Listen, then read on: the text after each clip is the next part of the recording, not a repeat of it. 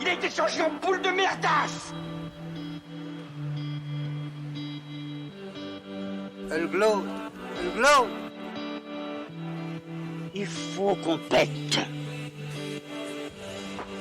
Alors moi, il m'épate. Et on lui pèlera le son comme au bailli du Limousin. On a rendu un beau matin.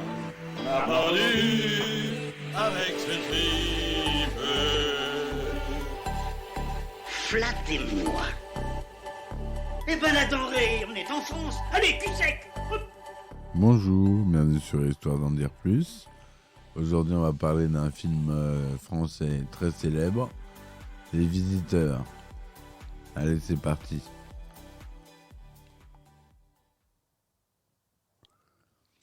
Alors, Les Visiteurs, c'est un film français réalisé par Jean-Marie Poiret, sorti en 1993. La distribution se compose de Jean Reno dans le rôle de Godefroy de Montmirail, de Christian Clavier dans le rôle de Jacouille et de son descendant des temps modernes, Jacquard, ainsi que de Valérie Lemercier, Marianne Chazelle ou encore Christian Bugeaud. Réalisé pour un budget de 50 millions de francs, le film a attiré plus de 14 millions de spectateurs au cinéma et fut classé à la première place du box-office français en 1993. Après son succès au box-office, le film est nommé 8 fois à la 19e cérémonie des Césars. Il remporte le César de la meilleure actrice dans un second rôle, décerné à Valérie Lemercier. Le succès du film et sa fin ouverte engendrent une suite, Les Couloirs du Temps, Les Visiteurs 2, 1998, qui est elle-même suivie par un troisième épisode, Les Visiteurs la Révolution, en 2016, formant ainsi une trilogie entièrement réalisée par Jean-Marie Poiret. Auparavant, le film avait connu un remake en langue anglaise, Les Visiteurs en Amérique, en 2001, avec Jean Reno et Christian Clavier dans leur propre rôle. Et c'est une horreur, ce film. Aujourd'hui encore, Les Visiteurs est l'une des comédies les plus populaires du cinéma français et le 5e film français ayant égrangé le plus d'entrées derrière Bienvenue chez les Ch'tis, Intouchables, La Grande Vadrouille, Astérix et Obélix, Mission Cléopâtre. Le comte Godefroy de Montmirail et son serveur Jacouille vivent au Moyen-Âge. Par magie, ils sont transportés dans le temps afin que le comte puisse éviter la mort accidentelle de son beau-père qu'il a tué il y a peu de temps. À la suite d'une erreur d'ingrédient, au lieu de remonter le temps de quelques jours, ils sont transportés du XIIe à la fin du XXe siècle. Donc c'est un film qui est produit par Alpi Productions, Amigo Productions, Gaumont International, France 3 Cinéma, Canal+. Il dure 107 minutes. Au scénario, on a Jean-Marie Poiret et Christian Clavier.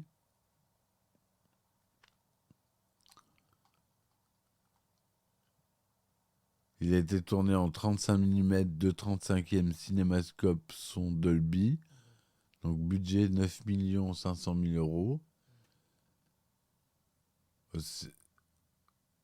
Au son, on a Claude Villan, Jean Goudier. Aux effets spéciaux de maquillage, Jacques Gastineau.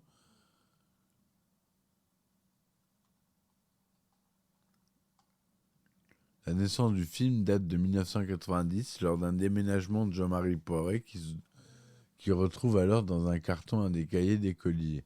En feuilletant les pages, le réalisateur tombe sur une petite histoire de 4 pages qu'il avait écrite pendant un cours de mathématiques à l'âge de 17 ans. Cette histoire constitue déjà la trame du scénario qui sera retravaillée par Clavier lui-même. Une part importante du budget est amortie par un large placement de produits qui explose de nombreuses marques à l'écran, à une fréquence jusque-là rarement vue. Ainsi sont visibles ou cités parmi d'autres des dentifrices comme Émail Diamant, les vêtements Lacoste, Hartwood, Hermès, l'eau Tonon, La Poste, le parfum Chanel numéro 5, sujet d'un gag, les véhicules Range Rover et Renault Safran, plus ou moins détruits, la chaîne de restaurants Courte Paille ou encore le loueur de l'autre voiture Avis. L'abus de procédé dans ce film est très critiqué Il s'est révélé néanmoins très efficace, notamment pour la Renault Safrane qui a enregistré un taux de notoriété spontanée de 74% dès la sortie du film. Le portrait de Godefroy, âgé et exposé dans la suite du Hardy, a été réalisé par l'artiste Odile Allier. Comme tout film d'époque, les visiteurs réemploient des costumes ou accessoires créés et utilisés pour de précédents films. La tenue d'Enguerrand, le balafré, est celle aussi que portait Alan Rickman en shérif de Nottingham dans Robin des Bois, Prince des voleurs en 1991. À l'origine, Jean-Marie Poiret désirait donner le rôle de Godefroy de Montmirail à Didier Pin et à celui de Béatrice à Jacqueline Maillan, qui avait joué dans Papy fait de la résistance. Mais le producteur, Alain Terzian, lui a conseillé de réunir à nouveau le trio de l'opération Cornet de Bif, Jean Reno, Christian Clavier, qui a coécrit une nouvelle fois le scénario avec Poiret, et Valérie Lemercier. Jacqueline Maillan n'a donc pas été retenue pour le film. De plus, elle est morte en mai 92, avant le tournage. Didier Pin, lui, joue finalement le rôle du roi Louis XI le Gros. Gérard Vives, qui joue un petit rôle non crédité dans le film, l'un des infirmiers de l'hôpital psychiatrique, n'est pas encore connu du grand public. La série qui le rendra célèbre, Les filles d'à côté, n'a commencé qu'à la fin de l'année 93. Au début du film, c'est Jean-Marie Poiret qui dit la réplique « Messire le roi ». Plus tard, lors du festin au château de Montmirail, c'est aussi lui qui annonce l'arrivée de Godefroy en criant « Le comte de Montmirail est à vue ». À la fin du film, il fait même une apparition, jouant un paysan avec qui d'autres gens se moquent Jacquard qu'ils prennent pour Jacouille. Il y prononce une réplique « Donne tes bijoux, le drôle ». Il incarne aussi le premier personnage qui apparaît dans le film, un garde, et salue le spectateur après le générique de fin. C'est l'acteur Dominique Cullin qui joue le guerrier anglais décapité par Godefroy. Cet acteur de 2,05 m a aussi joué le professeur de gymnastique du film Les Sous-doués de Claude Zidi. Le tournage. Le château d'Ermenonville dans l'Oise a servi de décor pour le château de Montmirail à l'époque actuelle et le château comtal de la cité de Carcassonne pour l'époque médiévale. Comme on peut le constater sur les plaques minéralogiques des voitures, le film a été tourné dans les départements de l'Aude, où de nombreuses scènes furent tournées aux abords du château comtal ou de la cité de Carcassonne, ainsi que dans l'Oise et dans le Val d'Oise. Au début, Jean Reno à cheval sur le pont d'Argenteuil, avec au fond l'ancienne centrale électrique de Gennevilliers, et à Cergy, la scène du restaurant Courtepaille en particulier. Ceci peut sembler insolite étant donné que ces départements sont situés de part et l'autre de la France. De plus, si l'on observe bien le début du film, on peut remarquer que la voiture de la famille Goulard porte successivement les immatriculations de 2 des 3 départements cités. La scène durant laquelle Godefroy de Montmirail tire une flèche dans le front de son beau-père a été tournée dans la campagne environnante de Carcassonne. Le plan qui suit la trajectoire de la flèche a été en réalité tourné à reculons sur un travelling de 100 mètres de long. L'équipe de rugby de Carcassonne a aidé au tournage de cette scène en enlevant les rails nécessaires pour les travelling au fur et à mesure pour qu'ils n'apparaissent pas dans le champ. Le château de Montbrun, censé être une plaine, a été placé sur une montagne pour l'arrière-plan de la première scène, grâce à des effets spéciaux numériques. Selon un calendrier visible au début du film, Godefroy et Jacouille arrivent le 27 octobre 1992 à notre époque. L'église où Godefroy demande asile et la maison de sa descendance se trouvent à Thoiry dans les Yvelines. Pour des raisons d'angle et de prise de vue, le plan où le cheval de Godefroy frappe brusquement la porte de l'église avec ses sabots n'a pas été filmé à Thoiry. Mais les répétitions ont bien été faites sur la porte de l'église Saint-Martin de Thoiry. La porte en garde encore les marques de sabots. Dans le cas du passage montrant les champs et les fils électriques de haute tension, il s'agit du plateau d'Andelu se trouvant juste à côté de Thoiry. La maison de Béatrice et de Jean Goulard a été aussi filmée à Thoiry, 6 rue des Vignettes. Des scènes ont été aussi prises au château de Vigny dans le Val d'Oise. Le film a été tourné entre juin et octobre 92. Lors d'une interview télévisée, Jean Reno indique que le tournage à Carcassonne s'est déroulé lors des inondations du début de l'été 92 et que le tournage en région parisienne, comprenant le tournage en studio, a eu lieu en août-septembre, période qui en 92 s'est avérée très ensoleillée et chaude, ce qui rend les mois d'octobre visibles dans le film très beaux pour cette époque de l'année. Néanmoins, dans une scène, un passant lit Le Parisien avec le tout chose datant du 9 février 1992.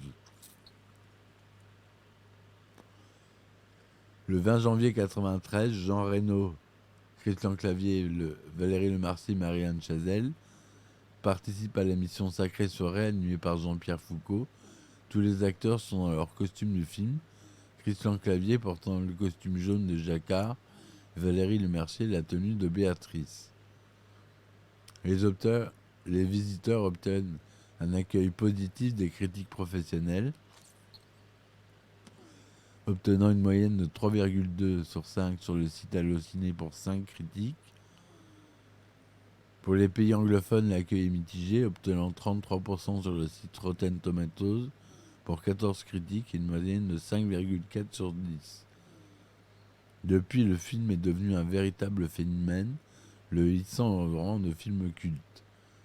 Malgré ses 13,78 millions d'entrées au total, le film débuta en fait modestement, comme un film qui ne dépasserait pas 2 ou 3 millions d'entrées. En deuxième semaine, il attire 150 000 personnes de plus que la première. Mais au fil du temps, la fréquentation se maintient et le film devient finalement l'un des plus grands succès du box-office en France.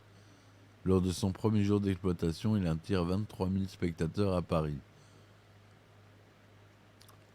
Finalement, le film fait 13 782 991 entrées, ce qui en fait le 10e film au box-office français, tous pays confondus, le 5e film français au même box-office en 2012.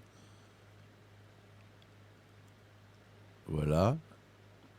Le film a rapporté 98 754 870 $ de recettes.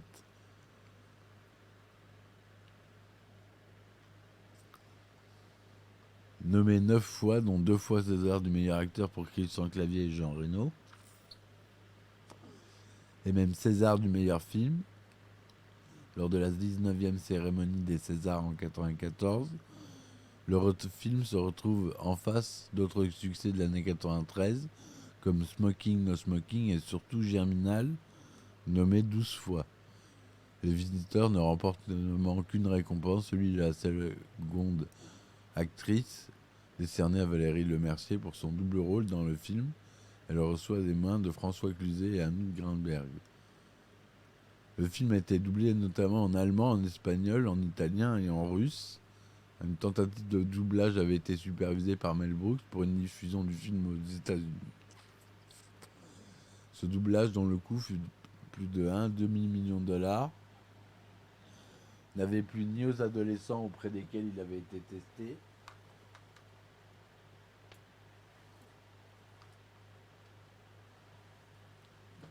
ni